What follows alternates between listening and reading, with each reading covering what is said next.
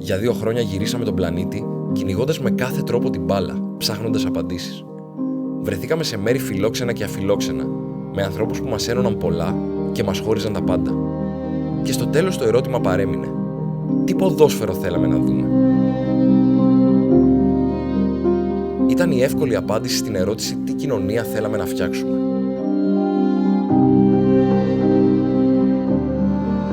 Κι όσο εμείς γυρεύαμε απαντήσεις στην άλλη πλευρά της γης, στη γειτονιά μας έπεφταν μαχαιριές.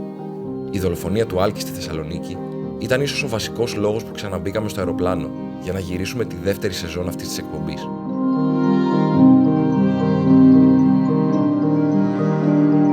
Και αντί επιλόγου από εμάς, αποφασίσαμε να δώσουμε το χώρο σε έναν άνθρωπο που μια μέρα θα θέλαμε να γίνουμε, αλλά θα ευχόμασταν να μην χρειαστεί να γνωρίσουμε ποτέ.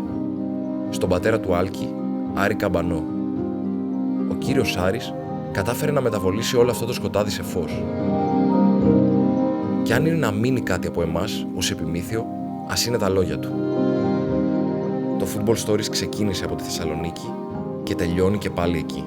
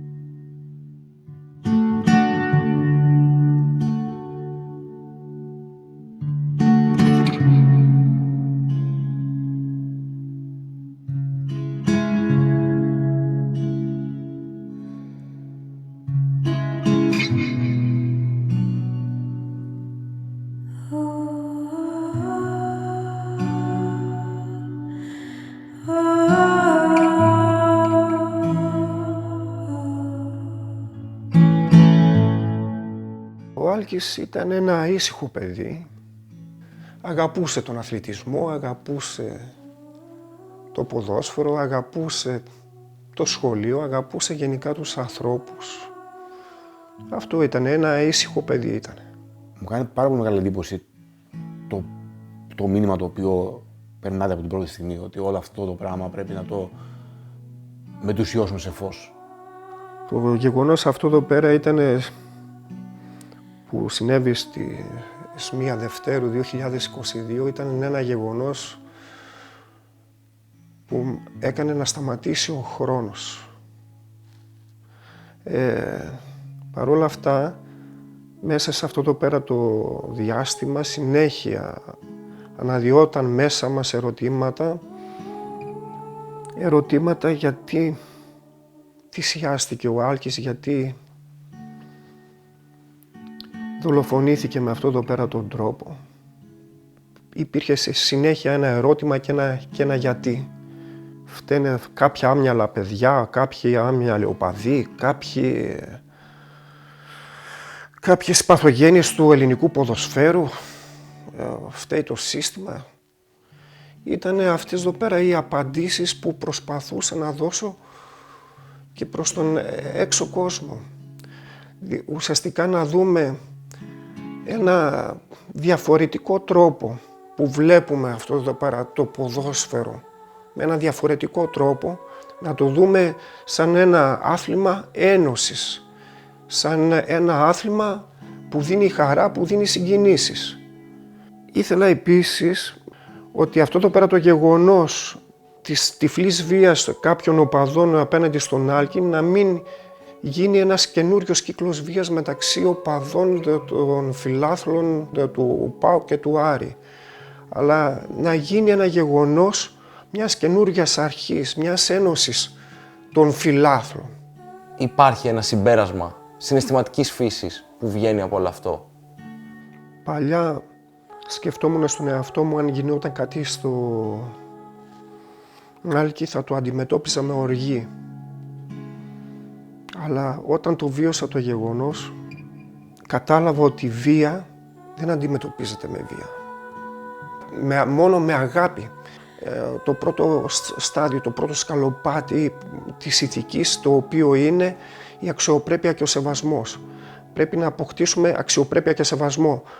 Το να φτάσουμε σε υψηλότερα επίπεδα ηθικής χρειάζεται πολύ ηθική διαπαιδαγώγηση και εξάσκηση, αλλά το πρώτο στάδιο, το πρώτο σκαλοπάτι που είναι η αξιοπρέπεια και ο σεβασμός, μπορούμε όλος ο κόσμος να το φτάσει αυτό εδώ πέρα, δηλαδή το να δείξεις σεβασμό στον συνάνθρωπό σου. Αν βαφτίσουμε τη δολοφονία θυσία, για ποιον άνεμο θα θέλατε να έχει θυσιαστεί ο Άλκης? Είναι αυτός και σαν μήνυμα που έγραψα πάνω στο μνήμα, στο σπιτάκι του Άλκη. Άλκη, είσαι η αχτίδα του φωτός για έναν καλύτερο μέλλον. Γι' αυτό το είπα θυσία κιόλας, για να αποτελέσει ένα φωτεινό γεγονός, έτσι ώστε να σταματήσει η βία, η τυφλή βία. Να σταματήσει ο τρόπος με τον οποίο βλέπουμε το ποδόσφαιρο. Κάνουμε μεταγραφές εδώ πέρα στο ελληνικό ποδόσφαιρο και φέρνουμε ξένους ποδοσφαιριστές για να γίνει υποτίθεται καλύτερο. Κάνουμε μεταγραφές, διαιτητές, προπονητές. Μήπως πρέπει να κάνουμε και φιλάθλους μεταγραφές. Θέλω αυτό εδώ πέρα, ο θάνατος του Άλκη, να μην πάει άδικα. Δηλαδή αν θρηνήσουμε ακόμα ένα παιδί για αυτό εδώ πέρα, για τον ακατανόμαστο λόγο, για αυτό που λέμε τυφλή βία, θα έχει φύγει άδικα ο Άλκης. Έστω και μία ζωή ακόμη να πεθάνει. Θα είναι άδικος ο θάνατος. Όπως άδικος ήταν ο θάνατος και του Τόσκο και του Νάσο και του Νάσος, είπαμε, του ΠΑΟΚ. Είναι άδικες ζωές. Άδικα χάνουμε τέτοιες ζωές. Και δεν υπάρχει καμία δικαιολογία, ήτανε μέσα λιγάκι, μέσα στην ομάδα και ο άλλος. Ρε παιδί μου, γιατί έχει μια διαφορετική άποψη για ποια ομάδα είναι. Έχουμε μια διαφορετική άποψη για το ποιο χρώμα είμαστε,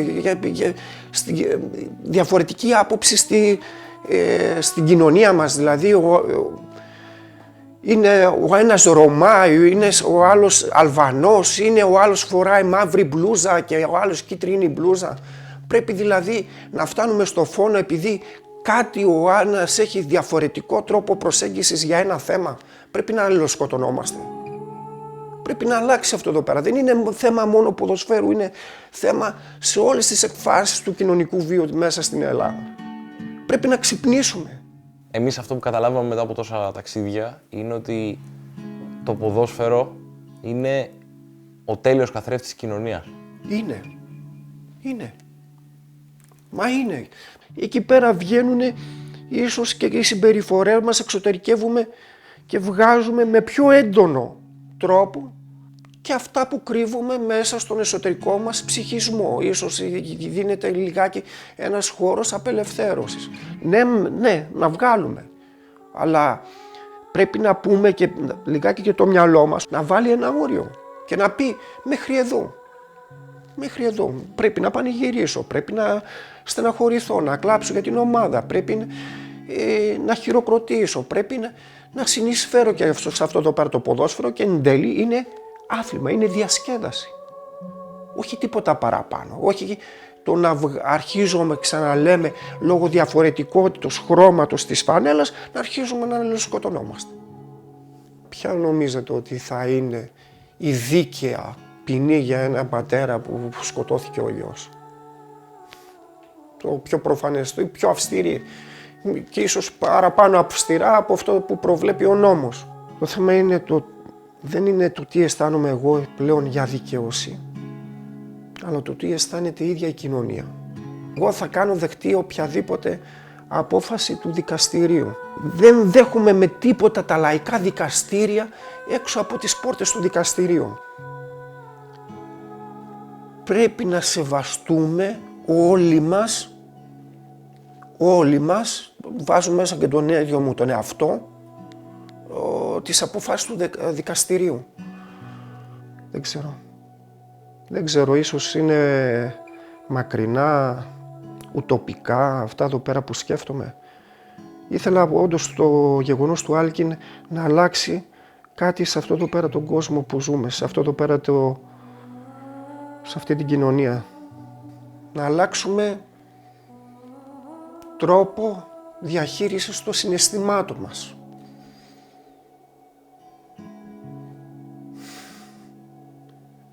Να αλλάξουμε το ποδόσφαιρό μας. Δεν ξέρω αν θα τα καταφέρουμε.